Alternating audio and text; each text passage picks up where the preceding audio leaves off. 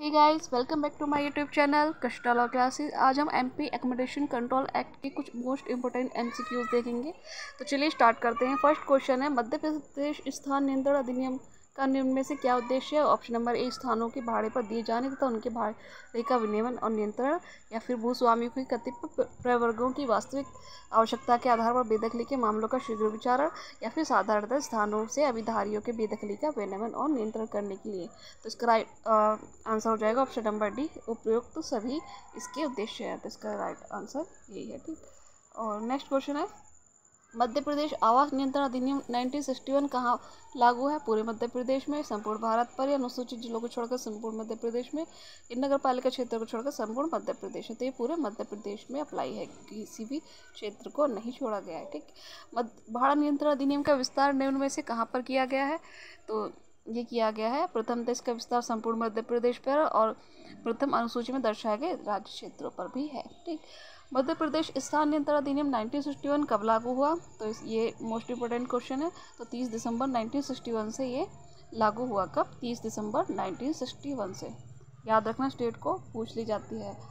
मध्य प्रदेश आवास नियंत्रण अधिनियम 1961 किस स्थान पर लागू हुआ? तो ये नगर निगम की संपत्ति जो निवास के प्रयोग में आती है, ठीक है, तो ये वहाँ पर लागू होगा। सरकार की संपत्ति पर नहीं होगा, स्थानीय प्राधिकारी की संपत्ति पर नहीं होगा। ठीक। नेक्स्ट क्वेश्चन है, ऐसे स्थान जो सरकार की संपत्ति है, कोई स्थान नियंत्रण लागू नहीं होता है? क्या ये सही है? हाँ जी, बिल्कुल सही है।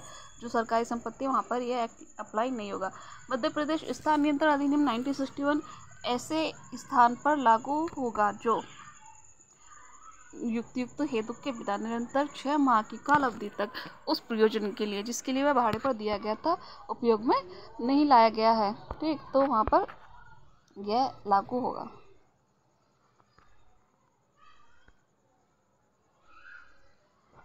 नेक्स्ट क्वेश्चन है, मध्य प्रदेश स्थान नियंत्रण अधिनियम 1961 लागू नहीं होगा। कहाँ पर लागू नहीं होगा? स्थान जो सरकार की संपत्ति हम देखते आ रहे हैं।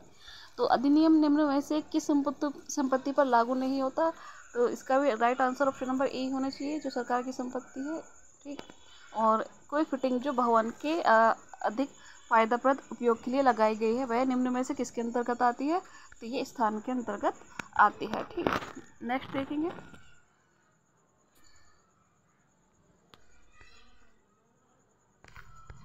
नेक्स्ट क्वेश्चन, निम्नलिखित में से कौन सा अधिनियम धारा 2A में परिभाषित स्थान के अंतर्गत नहीं आता है? तो कृषि भूमि इसमें नहीं आती है, सिर्फ आवासीय भूमियाँ आती हैं, मकान, मैदान और गैरेज आदि। क्या स्थान नियंत्रण अधिनियम की धारा 2 में परिभाषित स्थान में फर्नीचर शामिल है जो भूस्वामियों द्वारा प्रदत्त है? तो हाँ, फर्नीचर स्थान में शामिल होगा। मध्य प्रदेश स्थान नियंत्रण अधिनियम 1961 के अंतर्गत परिभाषित स्थान में शामिल नहीं है, तो शासकीय स्कूल इसमें शामिल नहीं है। कोई भवन जिसका उपयोग निवासोत्तर प्रयोजन के लिए किया जा रहा है उसे अधिनियम में कहा गया है तो व्यावसायिक भवन कहा गया है। मध्य प्रदेश स्थान नियंत्रण अधिनियम 1961 की धारा 2A के अंतर्गत दाल मिल सुविधा नहीं है, यह अधिनियमित हुआ उत्तम चंद बनाम SN वेलबानी AIR 1965 SC यानी सुप्रीम कोर्ट के केस में। ठीक है, जो दाल मिल है वो वास सुविधा नहीं मानी जाएगी, ये कहा था उत्तम चंद बनाम SN वेलबानी। निम्न में से कौन सा अधिनियम की धारा 2A में परिभाषित स्थान नहीं है? तो कृषि नहीं है। यदि पत्नी स्थान के स्वामी या पति किराएदार से किराए की वसूली करता है, ठीक है, तो उपयुक्त अधिनियम की धारा 2B में दी गई परिभाषा के अनुसार भूस्वामी कौन है? तो दोनों होंगे। ठीक। स्थान नियंत्रण अधिनियम की धारा 2C में विधिपूर्ण वृद्धि को किस प्रकार परिभाषित किया गया है? और विधिपूर्ण वृद्धि से अभिप्रेत भाड़े में ऐसी वृद्धि जो इस अधिनियम के उपबंधों के अधीन अनुज्ञात की गई हो। भाड़ा नियंत्रण अधिनियम में पट्टे के अंतर्गत आता है, तो पट्टा आता है, ना कि शासकीय उपक्रम। कुटुंब का सदस्य है तो कौन है? अविवाहित बहन होगी, ना कि नौकर। ठीक। विवाहित बहन भी इसमें शामिल नहीं है। ठीक। नेक्स्ट चलते हैं, मध्य प्रदेश आवास नियंत्रण अधिनियम के प्रयोजन से परिवार का सदस्य कौन नहीं है? तो अलग रहने वाली नाती नहीं होगी।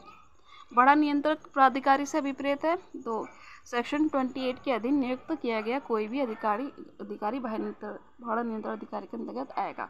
स्थान नियंत्रण अधिनियम की धारा 26 के अनुसार निरसित अधिनियम से अभिप्रेत है। तो धारा 51 के अधीन निरस्त किया गया Madhya Pradesh accommodation control act 1955। मानक भाड़ा से अभिप्रेत है। तो धारा 7 में निर्दिष्ट मानक भाड़ा है, धारा 8 में बढ़ा हुआ भाड़ा मानक भाड़ा होगा। अभिधारी को परिभाषित किया गया किस डेफिनेशन में? 2J में परिभाषित किया गया अभिधारी को। नवनिर्मित भवन में मध्य प्रदेश आवास नियंत्रण अधिनियम 1961 के अध्याय 2 के प्रावधान कब लागू नहीं होंगे? तो 5 वर्ष के बाद, ठीक, 5 वर्ष से पहले।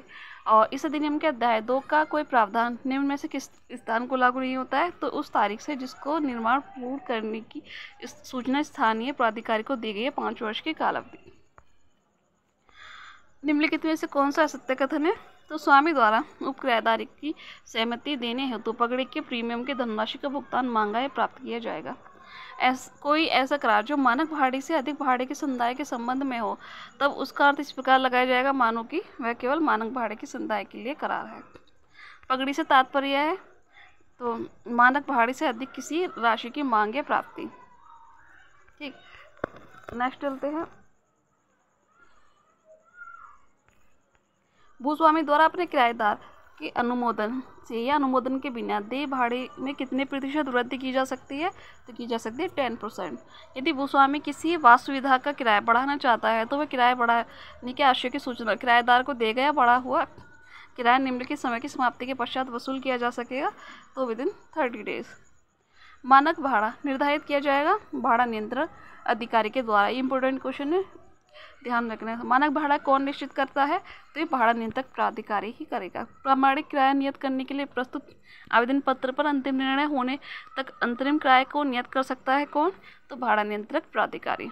अधिनियम में कोई व्यक्ति प्रीमियम पकड़ी के रूप में किसी राशि के समुदाय का न तो दावा करेगा और न उसे प्राप्त करेगा। ऐसा नियम निम्न में से किस कार्य के लिए किया गया है? तो उपरोक्त सभी के लिए, अभिधृति दिए जाने, उप अभिधृति दिए जाने या उक्त नवीकृत किए जाने। निम्न में से कौन सा कथन सही नहीं है? तो ऑप्शन नंबर डी, भूस्वामी अभिद्वार द्वारा धारित किसी स्थान को भाड़े पर दिए जाने के लिए अपनी सम्मति देने हेतु प्रीमियम या पकड़ी के रूप में किसी राशि पर दावा कर सकेगा, उसे प्राप्त कर सकेगा, यह सही नहीं है। इस अधिनियम में अंतरिम भाड़ा नियत किया जा सकेगा किसके द्वारा? वही भाड़ा नियंत्रक प्राधिकारी। किराएदार पर बकाया राशि की नोटिस की तामील होने पर उसे निष्कासन से बचने हेतु बकाया किराए की राशि का भुगतान करना चाहिए कितने 2 माह के अंदर। आवासीय स्थान की सद्भावी आवश्यकता के आधार पर निष्कासन के मामले में भूस्वामी का कब्जा कितने दिन पहले प्राप्त नहीं किया जा सकता? तो 2 माह के पहले प्राप्त नहीं किया जा सकता आवासीय आवश्यकता या सद्भावी गुड फेथ की आवश्यकता में। ठीक, निम्न में से कौन सा निष्कासन का विधिक अधिकार नहीं है? तो स्वामी किराया बढ़ाना चाहता है, किराएदार से इनकार करता है, तो ये सही नहीं है। ठीक है, और क्या एक स्वामी किराएदार ख्या की निष्कासन है तो अपनी सद्भाविक आवश्यकता के आधार पर निष्कासन का वाद लाता है। वाद के दौरान यह है वह स्थान का विक्रय गय को कर देता है। क्या सद्भाव से वास स्थान अपने पास रखना चाहता है, तो यहाँ पर गय को परामर्श दीजिए क्या होगा? तो सद्भावनापूर्वक आवश्यकता हेतु न्यायवाद 1 वर्ष उपरांत पोषणीय है।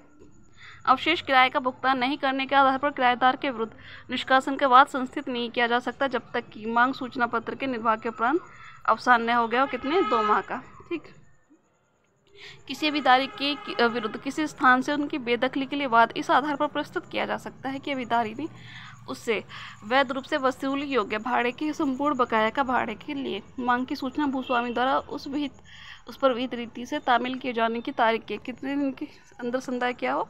2 माह के अंदर संदाय किया हो या निवेदित किया हो और न निवेदित ही किया हो। ठीक, भाड़ा के बकाये के लिए मांग कर नोटिस अभिधारी पर निर्वाह हो जाने पर अभिधारी को स्वयं को बेदखली से बचाने के लिए भाड़े का बकाया विनिर्दित या संदाय कर देना चाहिए कितने 2 माह के अंदर। निम्नलिखित में से कौन सा कृत्य किराएदार के निष्कासन का आधार नहीं बन सकता?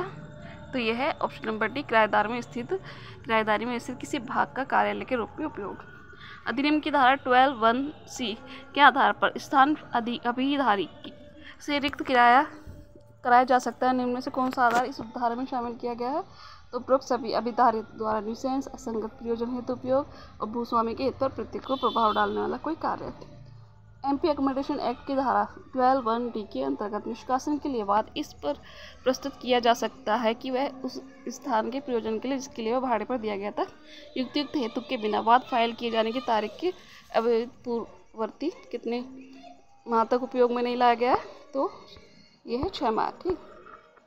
भूस्वामी की निवास स्थान के रूप में अधिभोग के लिए सद्भावनापूर्ण आवश्यकता के आधार पर अभिधारी को बेदखल किया जा सकता है, किंतु इसमें शामिल नहीं होगा क्या नहीं, ऑप्शन नंबर डी, किसी ऐसे अन्य अभिधारी की आवश्यकता के लिए जो अतिरिक्त भाड़ा दे रहा हो। किराएदार द्वारा कोई ऐसे सन्निर्माण के लिए जिससे उस स्थान के तात्विक परिवर्तन होते हों भूस्वामी के हित के अनुकूल नहीं है या उसके कारण उसके मूल्य में सार्वभौत रूप से कमी हो जाना संभाव्य है, तो भूस्वामी को लिखित अनुज्ञा आवश्यक है।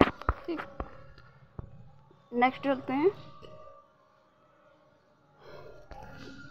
एक भवन स्वामी अपने किराएदार व्यय के विरुद्ध स्वयं की सद्भावी आवश्यकता के आधार पर निष्कासन हेतु वाद लाता है। वाद के लंबित रहने के दौरान वह वादग्रस्त स्थान सह को भेज देता है।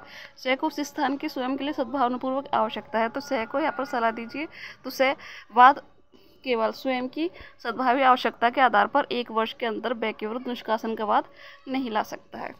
ठीक है। एक वादी के पुत्र को स्वयं के व्यवसाय हेतु वास्तविक आवश्यकता है, उसी शहर में अन्य वैकल्पिक स्थान उसके पास उपलब्ध है, लेकिन स्थान उसके व्यवसाय के प्रयोजन के लिए प्राप्त नहीं है। क्या वादी स्थान का रिक्त आधिपत्य प्राप्त करने का हकदार है? हाँ, क्योंकि अन्य स्थान पर्याप्त नहीं है। ठीक।